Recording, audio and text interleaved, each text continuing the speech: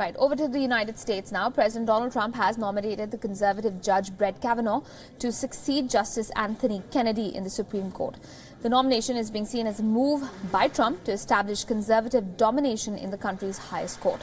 Judge Kavanaugh was an aide to former President George W. Bush.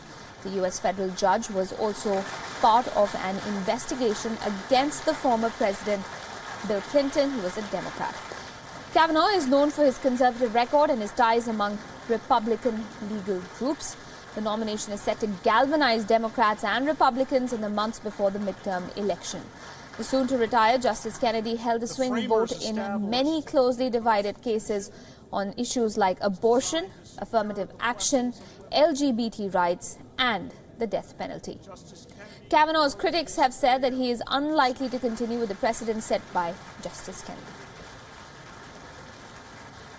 This incredibly qualified nominee deserves a swift confirmation and robust bipartisan support. The rule of law is our nation's proud heritage. It is the cornerstone of our freedom. It is what guarantees equal justice. And the Senate now has the chance to protect this glorious heritage by sending Judge Kavanaugh to the United States Supreme Court. Mr. President, thank you. Throughout this process, I have witnessed firsthand your appreciation for the vital role of the American judiciary.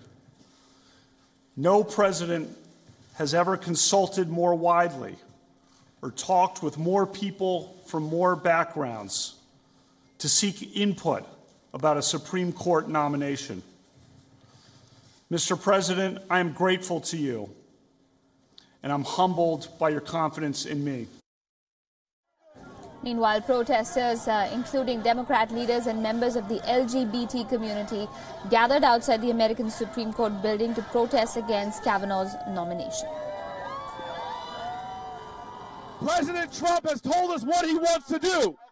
He wants to roll back individual rights. He wants to roll back a woman's right. He wants to roll back workers' rights. He wants to roll back civil rights. But I want to tell you right now, we will not go backwards. Transgender people will not go back to being an uninsurable pre-existing condition.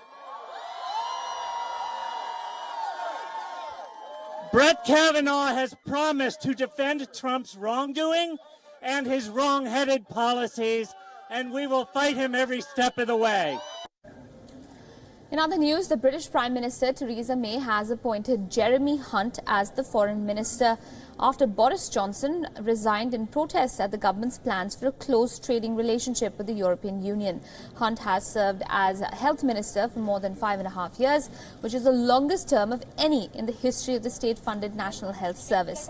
He is being seen as a close ally of Prime Minister May to replace Johnson and would alter the Brexit balance of May's top ministerial team. Johnson was one of the most high-profile Brexit campaigners. His resignation followed that of the Brexit Minister David Davis and his number 2 at the department for exiting the EU, Steve Baker. Matt Hancock has replaced Hunt as Health Minister, while Attorney General Jeremy Wright was appointed as Minister of Digital Culture, Media and Sport, Hancock's old job. Jeremy. Hello, I'm Jeremy. And I want to start by thanking my predecessor, Boris Johnson, who has been one of the great driving forces in British politics and as Foreign Secretary orchestrated an incredibly important response to the attack on the Skripals in Salisbury, amongst a lot of other very, very important work. And my principal job at a time of massive importance for our country is to stand foursquare behind the Prime Minister so that we can get through an agreement with the European Union based on what was agreed by the Cabinet last week in Chequers. A part of that is a strong, confident Britain, a global Britain, and that's why this week we've got big events like the NATO summit, President Trump's visit, the Western Balkans summit.